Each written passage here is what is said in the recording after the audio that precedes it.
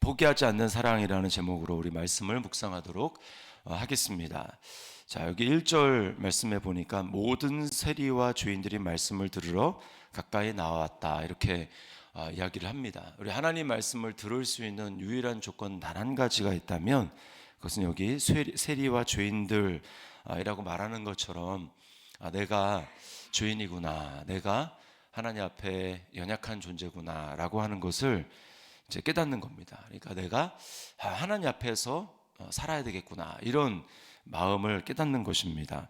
그것이 말씀이 말씀되게 내 마음 가운데 들릴 수 있는 유일한 조건입니다. 자, 그 같은 공간에 있다고 해서 하나님 말씀이 들리는 게 아닙니다. 그러니까 보세요. 2절입니다. 2절에 보니까 바리새인과 서기관들이 수군거려 이르되 이 사람이 주인을 영접하고 음식을 같이 먹는다 하더라. 예, 거기 이제 수군거렸다고 하는데 이 말은 사실 정확한 번역은 아니고 투덜거렸다, 불평했다라고 하는 말입니다. 똑같은 현장에 있지만 똑같은 소리를 듣지만 어떤 사람에게는 그게 하나님의 말씀으로 들리고 어떤 사람에게는 그게 불평할 수 있는 거리로 들릴 수 있다라는 겁니다. 이 사람들 왜 불평하면서 말씀을 들은 게 아니라 그 소리를 들었을까요? 이 사람들은 깨닫지 못했기 때문입니다. 자신의 연약함, 내가 죄인이고 나는 하나님 앞에 정말 말씀을 듣지 않으면 살 수 없다라고 하는 이 절박함, 이것이 없는 거죠. 자기는 괜찮다라고 하는 생각 때문입니다. 그 3절에 보면 예수께서 그들에게 이 비유로 이르시되 이렇게 얘기를 했는데요. 우리 성경에는 해석하지 않고 있는 단어가 그래서라고 하는 말입니다. 그래서. 그러니까 1절과 2절 각각 두 부류의 사람이 각각 다른 반응을 보이는데, 그랬기 때문에 그래서 예수님이 이제 오늘은 10절까지 하지만 사실은 비유가 세 가지 아닙니까? 세 가지. 이 비유를 주님이 말씀하셨다라는 거예요. 그래서 이 비유를 말씀하셨다. 자, 이 그래서라고 하는 이 말은 이제 그 1절에 있는 죄인들에게는 하나님 말씀이 정말 잘 들리기 위해서 하나님이 사랑하시는 마음으로 이렇게 얘기를 했다는 거고요. 또 바리새인과 서기관들에도 그들도 말씀을 깨달아야 되기 때문에 주님이 말씀을 하시는 겁니다. 또 모두 다 사실은 우리가 말씀을 들어야 살 수 있는 거죠. 말씀을 우리는 들어야 되는 존재입니다. 자, 4절에 보면 양 100마리 중에서 잃어버린 한 마리가 나오고요. 또 8절에 보면 10개의 드라크마 중에서 하나의 드라크마를 잃어버렸습니다. 우리는 이 잃어버린 양이 됐던지 아니면 잃어버린 드라크마가 되었던지, 그 다음에 이제 11절부터 끝까지 나오는 이 이제 두 아들 비유에서 잃어버린 이제 둘째 아들이라고 생각을 하겠지만, 거기에는 사실은 예수님이 그래서 이런 비유를 들었다라고 하는 말은 그 전체를 다 포함하고 있는 사람들입니다. 그러니까 지금 자신이 죄인인 것을 깨닫지 못하고 불평하고 있는 그 바리새인들과 서기관들 모두를 말하고 있어요. 우리는 얼핏 이 바리새인들과 서기관에 대해서 예수님이 별로 이렇게 좋은 반응을 보인 것이 없지 않습니까? 공간 복음을 읽어보면. 그렇기 때문에 우리는 편견을 자칫하면 가질 수가 있습니다.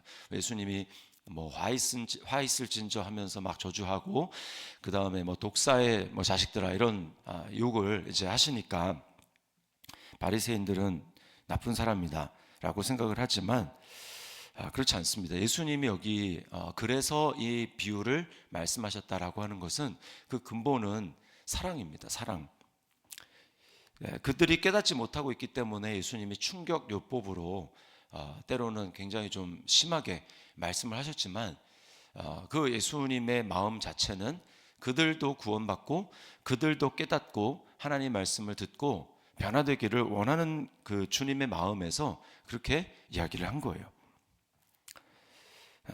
그러니까 우리가 알 수 있는 건 무엇입니까? 세상에 있는 모든 사람들은 사실은 전부 잃어버린 사람들입니다. 하나님의 사랑을 알지 못하고, 그래서 하나님의 사랑이 아닌 다른 사랑을 찾고, 하나님으로 채워야 하는데 하나님으로 채울 생각을 하지 못하고 하나님을 알지 못하니까 다른 것들로 끊임없이 채우려고 하는 그 사람들을 주님은 불쌍히 여기는 것입니다. 그래서 불쌍히 여기시는 이 사랑이 어떻게 나타납니까? 상식을 뛰어넘는 굉장히 경제 논리로는 맞지 않는 비효율적인 그런 방법으로 주님은 사랑하십니다.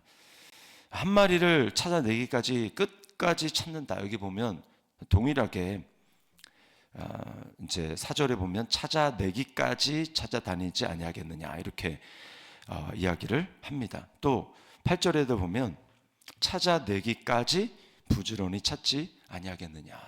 찾아내기까지. 뭐 골든 타임 때까지 세상에서 뭐 이제 수사를 하거나 그럴 때는 어떻게 합니까? 골든 타임. 골든 타임 놓치면 사람들은 찾아내는데 조금 마음이 달라집니다. 수색하다가 뭐 안 나오면 수사 종결입니다. 이게 세상의 방법이죠. 어느 정도 하다가 이제 가능성이 없다. 그러면 이제 멈춥니다. 그런데 여기 이제 주님의 사랑을, 하나님의 사랑을 대변하고 있는 이 목자, 그리고 한 여인, 그리고 한 아버지, 뭡니까? 끝까지 찾는 거예요. 끝까지 포기가 없습니다. 끝까지 찾아낼 때까지 찾아내는 사랑입니다. 그리고 한 말이 아닙니까? 좀 많이 했으면 오늘날 어떻습니까? 벌써 뉴스 보도부터가 다르고 거기를 접근하는 사람들의 관심도가 다릅니다. 한 명이냐 아니면 굉장히 많이 이제 잃어버렸냐. 근데 주님은 하나라도 잊어버리면 그 마치 전체를 다 잃은 것처럼 끝까지 찾아낼 때까지 찾아낸다. 이게 주님의 끝까지의 사랑입니다. 우리는 이 사랑을 날마다 새롭게 경험할 필요가 있습니다. 구원의 과정은요, 우리가 뭘 대단히 뭔가를 하는 게 아닙니다. 아니고요. 하나님의 사랑을 내가 이전보다 더 깊이 깨닫는 과정입니다. 하나님의 사랑이 이 정도였어? 그렇게 이제 그 사랑을 알고 신앙생활 하다가 어떤 계기가 돼서 하나님 사랑이 이 정도였어? 더 깊이 깨닫다가 이 날이 갈수록 하나님의 사랑이 더 깊이 우리에게 다가오는 것이죠. 사랑받을 만한 자격이 있어서가 아닙니다. 제자들의 모습을 보면 예수님이 십자가를 지시기 전까지 제자들은 주님의 마음을 몰랐습니다. 그래서 그들은 계속해서 다투고 누가 더 높은 자리에 올라갈 수 있을까? 예수님이 왕이 되면 누가 더 최측근, 누가 서열이 어떻게 될 것인가? 여기에 관심이 많았다고. 계속 그것 때문에 맞다 아니다 싸우고 다투고 제자들의 모습이 그런 모습이었습니다. 예수님은 지금 내가 저들을 위해서 어떻게 죽어야 될까 이 생각을 하고 있는데 그들은 그 마음을 전혀 헤아리지 못하고 내가 어떻게 더 높아져야 되겠는가 그 생각을 하고 있습니다. 근데 주님은 다 아시지 않겠습니까? 그 마음을. 그럼에도 불구하고 주님은 그들에게 섭섭한 마음, 이제 내가 곧 죽는데 너희는 어떻게 배운 대로 그냥 조금이라도 그런 내가 너희에게 가르친 모습을 보이지 못하고 세상 사람들과 다른 그런 모습을 보이느냐라고 하면서 주님이 그들에게 섭섭한 마음을 표현하거나 책망하거나 꾸짖거나 뭐 그런 모습이 없습니다. 주님은 그저 지금은 너희가 내 사랑을 잘 알지 못해서 그렇다라고 하면서 주님은 끝까지 사랑하시고 품어주셨습니다. 요한복음 13장 1절에 세상에 있는 자기 사람들을 사랑하시되 끝까지 사랑하시니라.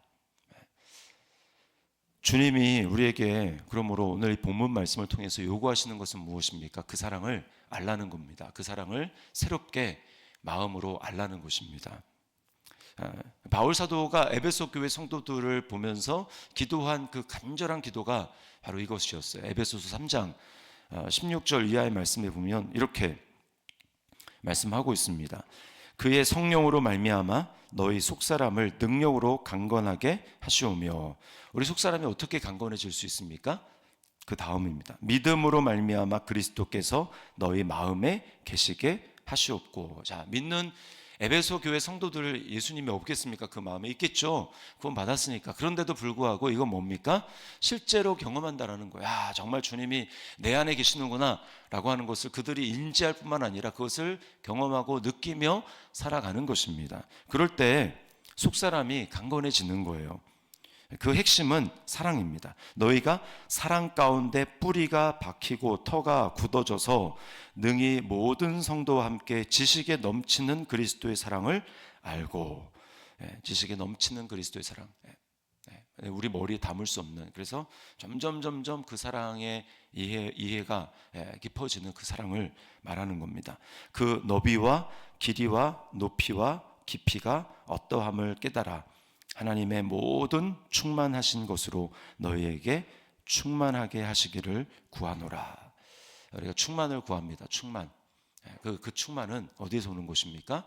하나님의 모든 충만인데, 그것은 우리 지식을 뛰어넘는 그 하나님의 사랑을 새롭게 경험하게 될 때, 그때 우리는 충만해질 수 있습니다. 그것이 능력으로 우리 속사람이 강건하게 되는 것입니다. 그걸 누가 어떻게 할 수 있습니까? 여기 보니까 3장 16절에 그의 성령으로 말미암아 그랬습니다. 그러니까 성령님은 어떤 분이십니까? 예수님의 사랑을 우리에게 새롭게 깨닫게 해주시는 분이 성령님이에요. 우리가 성령님의 능력을 구할 때 뭐 은사를 구하고 뭐 그렇게 하지만 그 핵심은 뭐냐면 사랑입니다. 하나님의 사랑이 우리에게 부어질 때, 그때 우리는 진짜 능력 있는 사람이 돼요. 사랑이 우리에게 부어질 때 우리는 환경을 초월해서 두려움을 이기고, 또 세상의 모든 나를 원망하게 하고 불평하게 할 수 있는 모든 조건들로부터 우리가 그걸 초월해서 마치 이 세상 사람이 아닌 것처럼, 사도행전에 막 순교 돌 맞아 죽어가면서 얼굴이 천사 얼굴처럼 밝았던 스데반처럼, 그게 능력 아닙니까? 그게 능력이에요. 그럴 때 사람들은 우리를 굉장히 어렵게 하고 힘들게 할지라도 우리는 기쁨 가운데 살아갈 수 있는 비결은 나는 사랑받는 존재구나, 하나님이 나를 이렇게까지 사랑하시는구나, 이것을 새롭게 깨닫는 것입니다. 그 사랑을 알고 깨닫고 누리게 될 때 어떻게 됩니까? 비로소 우리는 그 사랑을 나눌 수가 있어요. 나눌 수가 있습니다. 이 첫 번째 과정, 하나님 나를 새롭게 얼마나 사랑하신지를 받지 못하면 우리는 그 다음 할 수 없습니다. 하나님이 나를 얼마나 사랑하시는가를 새롭게 깨달을 때 사랑할 수 있어요. 안 그런 건 다 내 능력으로, 내 힘으로, 의무로 사랑하게 되면 거기에는 한계가 있고, 조금 하다가 상대방이 내가 원하는 반응 보이지 않으면 그때는 섭섭한 마음 들고 미워하는 마음 들고 그렇게 되는 것입니다. 그래서 주님이 우리에게 원하시는 것 받아야 줄 수 있어요.